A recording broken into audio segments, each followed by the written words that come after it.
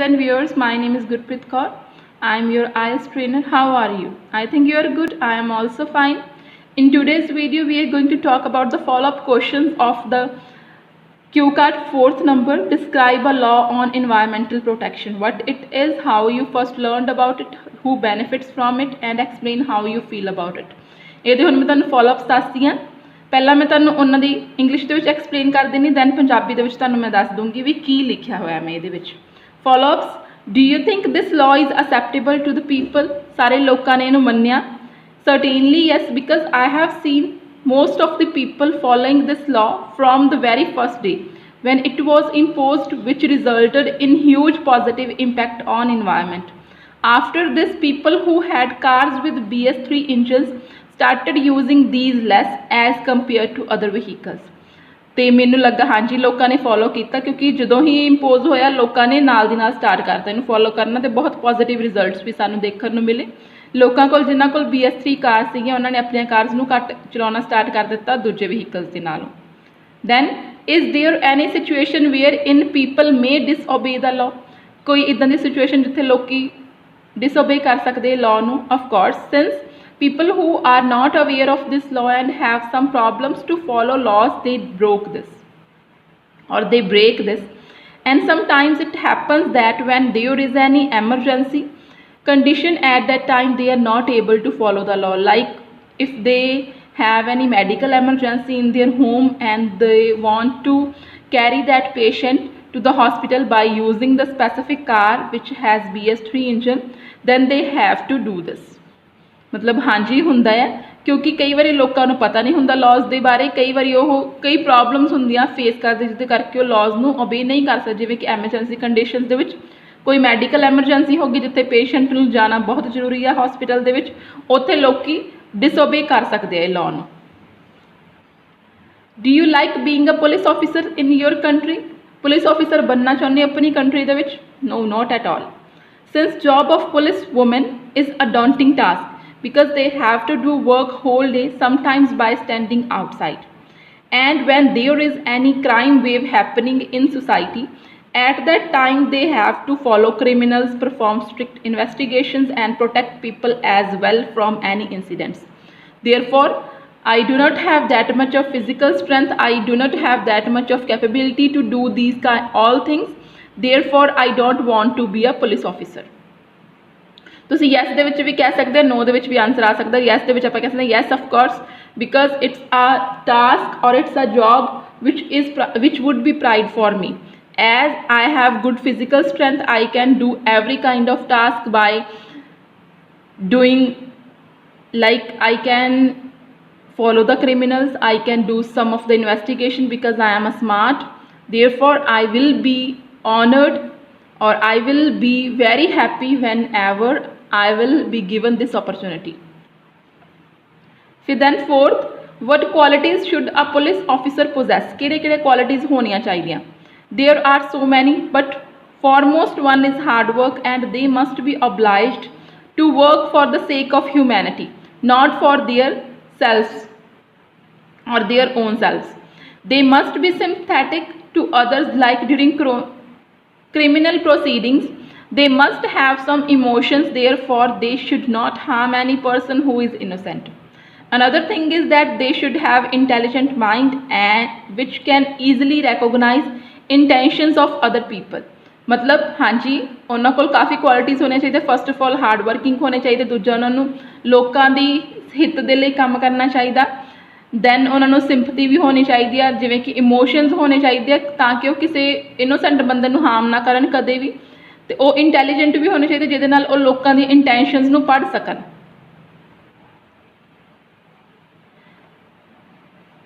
Then fifth question is that why some people prefer to be a lawyer? Lawyer क्यों बनना चाहते हैं कई लोग? Because they want that every person who head towards court they have justice. Like if a woman is victim of some criminal case, then she will have proper counseling and case will be proceeded for her. Sometimes people have good command to argument with others. They are good speakers and can persuade almost everybody with their talks, so they become lawyers. मतलब ਉਹ ਕੀ ਚਾਹੁੰਦੇ ਆ ਵੀ ਲੋਕਾਂ ਨੂੰ ਇਨਸਾਫ ਮਿਲੇ, justice ਮਿਲੇ ਲੋਕਾਂ ਨੂੰ। ਜਿਵੇਂ ਕਿ ਕੋਈ ਵੂਮਨ ਆ, ਉਹਦੇ ਉੱਤੇ ਕੋਈ ਮਤਲਬ ਕੋਈ ਕ੍ਰਿਮੀਨਲ ਐਕਟੀਵਿਟੀ ਹੋਈ ਆ ਉਹਦੇ ਨਾਲ, ਤਾਂ ਕਰਕੇ ਉਹਨੂੰ ਕੀ ਆ ਇਨਸਾਫ ਮਿਲੇ, ਉਹਦੀ ਕਾਉਂਸਲਿੰਗ ਕੀਤੀ ਜਾਵੇ, ਉਹਦੀਆਂ ਪ੍ਰੋਸੀਡਿੰਗਸ ਚੰਗੇ ਤਰੀਕੇ ਨਾਲ ਕੀਤੀਆਂ ਜਾਣ, ਉਹਨੂੰ ਜਸਟਿਸ ਮਿਲੇ। ਨਾਲ ਦੀ ਨਾਲ ਕਈ ਲੋਕਾਂ ਦੇ ਵਿੱਚ ਆਰਗੂਮੈਂਟ ਕਰਨ ਦੀ ਕੈਪੇਬਿਲਿਟੀ ਜ਼ਿਆਦਾ ਹੁੰਦੀ ਹੈ, ਤਾਂ ਕਰਕੇ ਉਹ ਲਾਇਰ ਬਣਦੇ ਆ, ਗੁੱਡ ਸਪੀਕਰਸ ਹੁੰਦੇ ਆ ਅਤੇ ਲੋਕਾਂ ਨੂੰ ਪਰਸੁਏਡ ਕਰ ਸਕਦੇ, ਲੋਕਾਂ ਨੂੰ ਮਨਾ ਸਕਦੇ ਆਪਣੇ ਟਾਕਸ ਦੇ ਨਾਲ। Then is should people be penalized when they use mobile phone while driving? मतलब उन्होंने पेनल्टी देनी चाहिए, उन्होंने फाइन देना चाहिए, उन्होंने कोई सज़ा देनी चाहिए जो वो ड्राइव करते हैं by using the mobile phone. Surely since it is considered a crime in law and order, also it is not only detrimental for a person who is driving but also can take lives of others, as driving is a task which requires a lot of concentration. If we are not conscious about road, then any mishappenings can happen. For example, number of accidents have been reported when accidents occur as driver is using phone during drive. मतलब हाँ जी ਵੀ ਕੀ ਉਹਨਾਂ ਨੂੰ crime, ਇਹ crime ਆ, law and order ਦੇ according ਇਹ crime ਹੈ। Restrict ਕੀਤਾ ਹੋਇਆ ਲੋਕਾਂ ਨੂੰ ਵੀ ਉਹਨਾਂ ਨੇ ਡਰਾਈਵ ਕਰਦੇ ਟਾਈਮ ਮੋਬਾਈਲ ਫੋਨ ਨਹੀਂ ਯੂਜ਼ ਕਰਨਾ।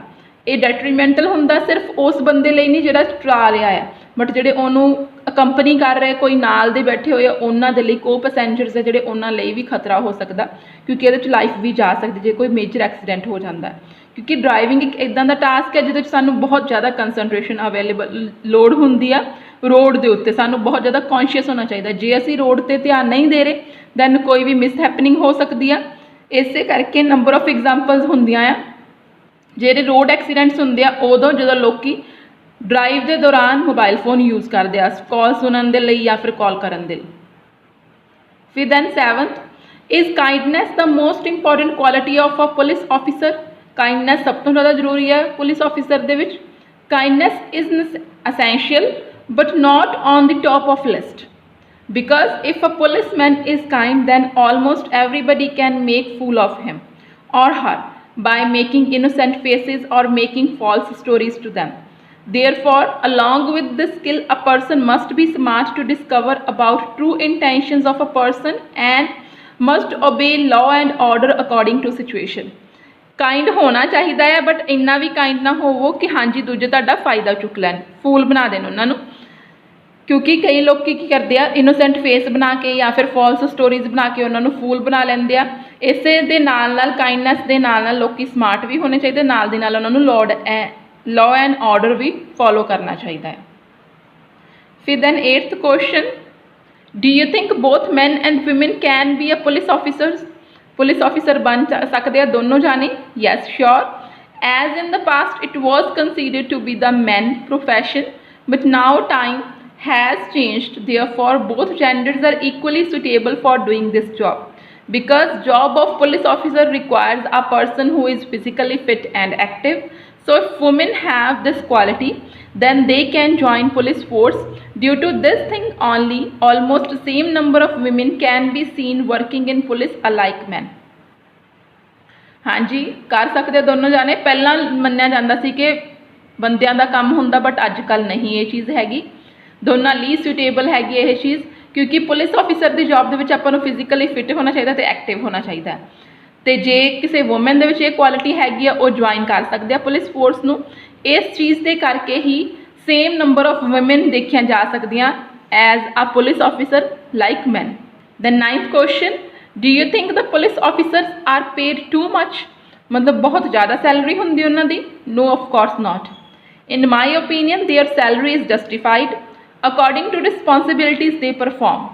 To elaborate, people who are working in police force have to be ready to pursue their duty all the times, and in the case of emergency they are not allowed to take any holidays. Also their work involves dealing with hardcore criminals and terrorists which can be a danger for them.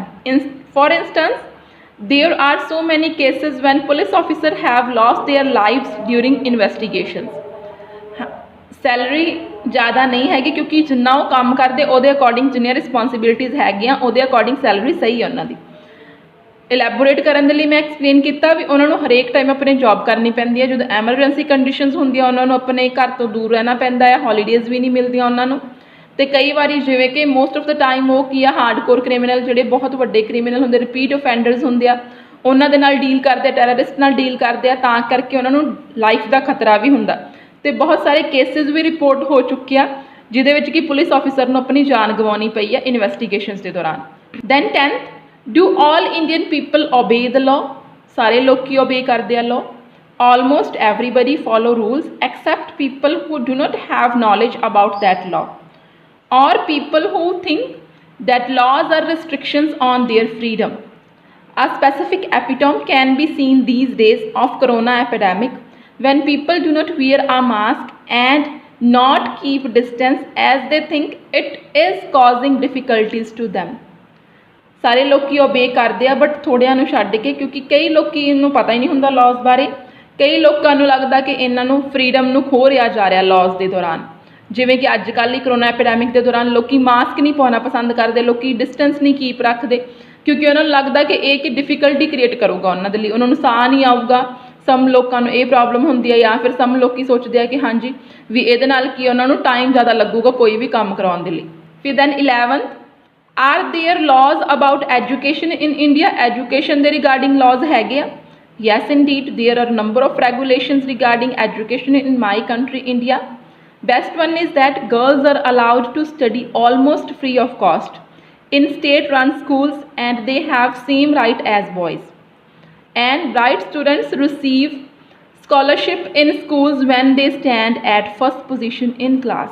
हाँ जी, education ਦੇ regarding laws ਹੈਗੇ ਆ ਜਿਵੇਂ ਕਿ girls ਨੂੰ free of cost ਪੜ੍ਹਾਇਆ ਜਾਂਦਾ ਆ ਅਤੇ ਉਹਨਾਂ ਨੂੰ ਸੇਮ ਰਾਈਟ ਹੈਗੇ ਐਜ਼ ਬੋਇਜ਼ ਅਤੇ ਜਦੋਂ ਕੋਈ ਬੱਚਾ ਵਧੀਆ ਪੜ੍ਹਦਾ ਉਹਨੂੰ ਸਕੋਲਰਸ਼ਿਪ ਦਿੱਤੀ ਜਾਂਦੀ ਹੈ ਮੇਰੀ ਕੰਟਰੀ ਦੇ ਵਿੱਚ ਜਦੋਂ ਫਸਟ ਪੋਜੀਸ਼ਨ 'ਤੇ ਆਉਂਦਾ।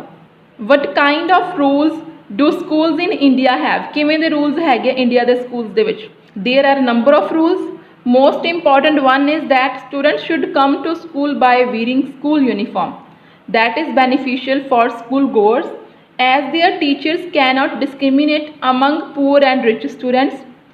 Students also do not feel inferior to others. This is also there for safety of students when they go on any excursions or tours because teachers can identify them in the crowd from school dress. ਹਾਂਜੀ ਬਹੁਤ ਸਾਰੇ rules ਹੈਗੇ ਆ schools ਦੇ ਵਿੱਚ ਵੀ ਜਿਹੜੇ important ਹੁੰਦੇ ਆ ਜਿਵੇਂ ਕਿ ਸਕੂਲ ਯੂਨੀਫਾਰਮ ਪਾ ਕੇ ਆਉਣਾ ਜਿਹਦੇ ਕਰਕੇ ਕੀ ਹੈ ਇੱਕ ਤਾਂ ਟੀਚਰ ਡਿਸਕ੍ਰਿਮੀਨੇਟ ਨਹੀਂ ਕਰਦੇ ਭੇਦਭਾਵ ਨਹੀਂ ਕਰਦੇ ਬੱਚਿਆਂ ਦੇ ਵਿੱਚ ਜਿਹੜੇ ਪੂਅਰ ਅਤੇ ਰਿਚ ਫੈਮਲੀਜ਼ ਦੇ ਹੋਣਗੇ। ਦੂਜਾ ਸਟੂਡੈਂਟਸ ਆਪ ਹੀ ਇਨਫੀਰੀਅਰ ਨਹੀਂ ਫੀਲ ਕਰਦੇ ਲੋਕਾਂ ਤੋਂ ਛੋਟਾ ਨਹੀਂ ਫੀਲ ਕਰਦੇ ਕਿਉਂਕਿ ਉਹਨਾਂ ਦੇ ਕਈ ਵਾਰੀ ਜਿਵੇਂ ਰਿਚ ਸਟੂਡੈਂਟਸ ਆ ਉਹ ਫਿਰ ਵਧੀਆ ਕੱਪੜੇ ਪਾ ਕੇ ਆਉਣਗੇ ਜਿਹੜੇ ਪੂਅਰ ਸਟੂਡੈਂਟਸ ਆ ਉਹ ਨਹੀਂ ਸੋਹਣੇ ਕੱਪੜੇ ਪਾ ਕੇ ਆਉਣਗੇ ਜਾਂ ਫਿਰ ਉਹਨਾਂ ਕੋਲ ਓਨੇ ਵਧੀਆ ਬੈਗਸ ਨਹੀਂ ਹੋਣਗੇ ਤਾਂ ਕਰਕੇ ਉਹਨਾਂ ਨੂੰ ਇਨਫੀਰੀਅਰਟੀ ਨਹੀਂ ਫੀਲ ਕਰਨੀ ਪਊਗੀ।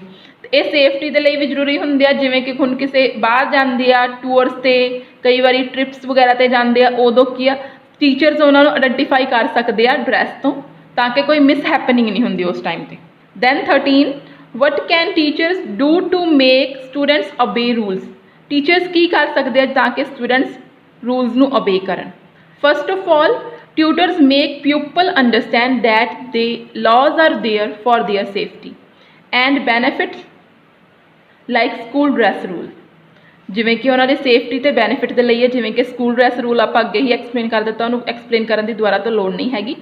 Apart from this discipline that is necessary for overall development of students, as by obeying this law they will become good human in future, and if students do not understand then there must be some strict actions to make them follow these rules. ਪਹਿਲਾਂ ਤਾਂ ਉਹਨਾਂ ਨੂੰ understand ਕਰਾਉਣਾ ਚਾਹੀਦਾ ਕਿ ਹਾਂਜੀ ਉਹਨਾਂ ਦੇ ਸੇਫਟੀ ਅਤੇ ਬੈਨੀਫਿਟ ਦੇ ਲਈ ਹੀ ਆ ਲਾਜ਼ ਇਹ ਅਤੇ ਜਿਵੇਂ ਕਿ ਸਕੂਲ ਡਰੈਸ ਵਾਲਾ ਲਾਅ ਹੋ ਗਿਆ ਰੂਲ ਹੋ ਗਿਆ ਉਹ ਵਾਲਾ। ਫਿਰ ਉਸ ਤੋਂ ਬਾਅਦ ਜਿਵੇਂ ਡਿਸਿਪਲਿਨ ਹੋ ਗਿਆ ਡਿਸਿਪਲਿਨ ਵੀ ਜ਼ਰੂਰੀ ਆ ਕਿਉਂਕਿ ਉਹਨਾਂ ਦੀ ਓਵਰਆਲ ਡਿਵੈਲਪਮੈਂਟ ਹੋਊਗੀ ਫਿਊਚਰ ਦੇ ਵਿੱਚ ਉਹ ਵਧੀਆ ਹਿਊਮਨਸ ਬਣ ਸਕਦੇ ਜੇ ਉਹ ਡਿਸਿਪਲਿਨ ਸਿੱਖਦੇ ਆ ਆਪਣੇ ਬਚਪਨ ਤੋਂ ਹੀ ਸਕੂਲ ਡੇਜ਼ ਤੋਂ ਹੀ।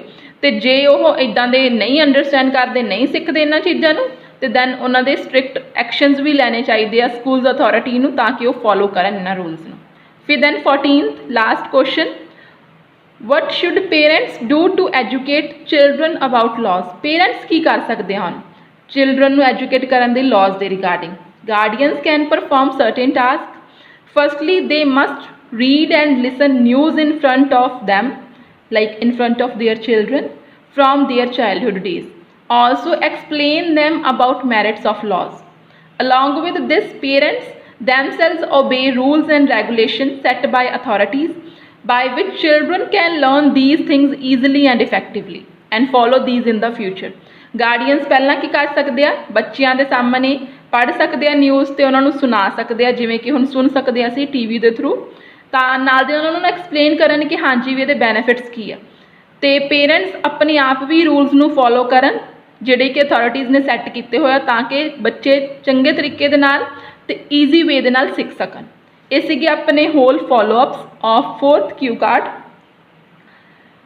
ਇਹਦੇ ਨਾਲ ਹੀ ਮੈਂ ਇਨਕਲੂਡ ਕਰ ਦੂੰਗੀ ਡਿਸਕ੍ਰਿਪਸ਼ਨ ਬਾਕਸ ਦੇ ਵਿੱਚ ਜਿਹੜਾ ਇਹਦਾ ਵੀਡੀਓ ਆ ਕਿਊ ਕਾਰਡ ਦੀ ਵੀਡੀਓ, ਜਿਹਦੇ 'ਚ ਮੈਂ ਕਿਊ ਕਾਰਡ ਬੋਲਿਆ ਹੋਇਆ ਸਾਰਾ ਉਹ। ਜੇ ਤੁਹਾਨੂੰ ਮੇਰੀ ਵੀਡੀਓ ਵਧੀਆ ਲੱਗੀ ਤੇ ਇਹਨੂੰ ਲਾਈਕ ਕਰ ਦਿਓ, ਚੈਨਲ ਨੂੰ ਸਬਸਕ੍ਰਾਈਬ ਕਰ ਲਿਓ ਬੈਲ ਆਈਕਨ ਪ੍ਰੈਸ ਕਰਕੇ, ਤਾਂ ਕਿ ਮੈਂ ਜਦੋਂ ਵੀ ਕੋਈ ਨਵੀਂ ਵੀਡੀਓ ਅਪਲੋਡ ਕਰਾਂ ਤੁਹਾਨੂੰ ਨੋਟੀਫਿਕੇਸ਼ਨ ਮਿਲ ਜੇ। ਤੇ ਜੇ ਕੋਈ ਹੋਰ ਸਟੂਡੈਂਟ ਹੈਗਾ ਉਹਨੂੰ ਤੁਸੀਂ ਇਹਨੂੰ ਵੀਡੀਓ ਫਾਰਵਰਡ ਵੀ ਕਰ ਸਕਦੇ ਆ, ਸ਼ੇਅਰ ਕਰ ਸਕਦੇ ਆ, ਤਾਂ ਕਿ ਉਹਨਾਂ ਨੂੰ ਵੀ ਬੈਨੀਫਿਟ ਹੋ ਸਕੇ। ਕਈਆਂ ਨੂੰ ਆਈਡੀਆਜ਼ ਦੇ ਵਿੱਚ ਪ੍ਰੋਬਲਮ ਹੁੰਦੀ ਆ, ਦੈਨ ਉਹਨਾਂ ਨੂੰ ਆਈਡੀਆ ਮਿਲ ਸਕਦੇ ਇਹਨਾਂ ਕਿਊ ਕਾਰਡਸ ਤੋਂ, ਤੇ ਨਾਲ ਦੀ ਨਾਲ ਫੋਲੋਅਪਸ ਦੇ ਵੀ ਆਈਡੀਆਜ਼ ਉਹਨਾਂ ਕੋਲ ਆ ਜਾਣਗੇ। Thanks for watching and giving me your precious time, guys. Have a nice day.